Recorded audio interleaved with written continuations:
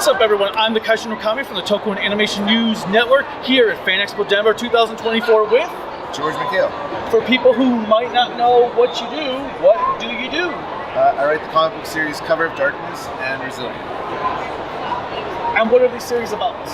Cover of Darkness, it's kind of like Game of Thrones meets Universal Monsters. It's got vampires in it, werewolves, the mummy, creature from the Black Lagoon, and a steampunk Atlantean Frankenstein.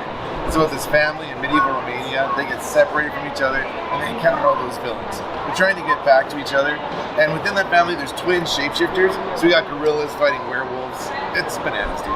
So were the movies the inspiration for this? The original ones? Yeah, well, actually, Monster Squad, a 1980s movie. It's like kind of like the Goonies with like the classic monsters, but a bunch of kids that have to like take down the Universal monsters when they come to town. I watched that movie when I was 6. I was left alone, and it just like blew my mind, and I was like terrified and running around all over the house. And, yeah, so that like started my like kind of love-hate relationship with monsters. Which one is your favorite of the monsters? You know, I like our Frankenstein. So our Frankenstein, his story takes place in Atlantis, and in our version, the same restorative properties that brought him back to life reanimate the dead. So he's like the first zombie. Now, what got you into writing, doing these comics? I always loved comics. Ever since I was a little kid, I had a copy of How to Draw Comics the Marvel Way by John Buscema, and I wore that book out, dude. I was at the kitchen table every day. And I fell away from art as I got older, but my love of comics never left. And I was in a big car accident about 10 years ago, and that really like gave me a good scare. And I thought, you know what, life is short. Why don't I try and do this thing I've always wanted to do? And I started making comics. And is this the only series you've worked on, or are there others that you have done? Yeah, so I have my series Resilient. It's actually about recovering from a major injury. It's about a judo teacher who loses her arms moving landmines in Cambodia, and she gets these like cybernetic prosthetics that she controls with her eye movements through her glasses. Her husband has this sordid past that comes back to haunt him, and it's up to her to take her fists and her katana and go help him.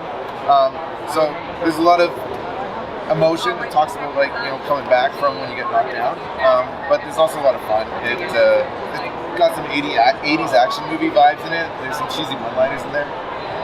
I love it. It was a way to explore this story that I wanted to tell about, you know, getting hurt and then coming back from that, but in a fun way. We actually won Best Comic Book from Sequential Magazine. Oh, nice.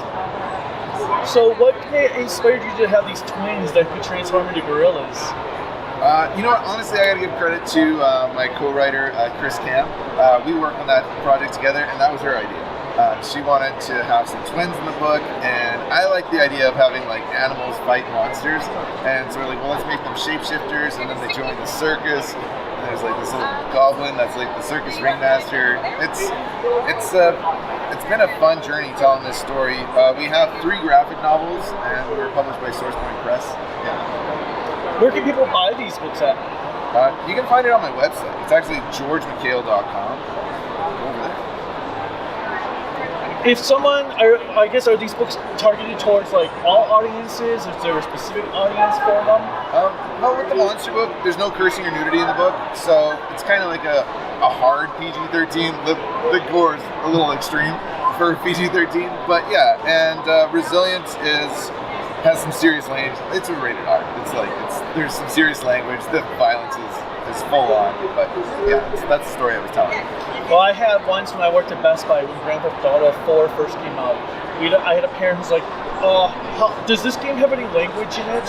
Oh yeah, it has swearing stuff. I don't know if I want my kid playing it. It's like everything else was okay, but the language is where they drew the lines. Yeah, carjacking. Okay. Yeah, that's just our culture, right? You know, blood and guts and monsters. That's cool. Boobs. I don't know. Right? Now, tell us about the card game that you have here. Sure. Yeah. So the card game, you're trying to build the ultimate monster army. The cards go face down. You're allowed to look at them one time, and you're trying to make pairs or multiples of the scoring cards. There's special cards too. The Goblin card lets you steal. A Fortune Teller card lets you see the next few cards in the draw, which can help you avoid a death card, but you're never out of the game because we have Resurrection cards too. I actually created this game with my daughter, and we play tested the heck out of it, and we submitted it to SourcePoint Press, and they liked it, and they agreed to publish it for us. fact that you work with your daughter on it is pretty awesome. Have there been other things that you've created together that have gotten released? No, she's only 11, so her career is still young. Would you like to be able to do more with her if you could? I would love to, yeah. Actually, she's quite the good little artist, and who knows, maybe in like 10 years from now we'll be making comics together. That'd be pretty awesome. Then you could advertise yourself as the father-daughter team, unlike everyone else in the comic industry. Yeah. It seems like you have a lot of fun doing this. Is there one that you're most proud of? Resilient. I put a lot of my heart and soul in that. It was a good scare for me.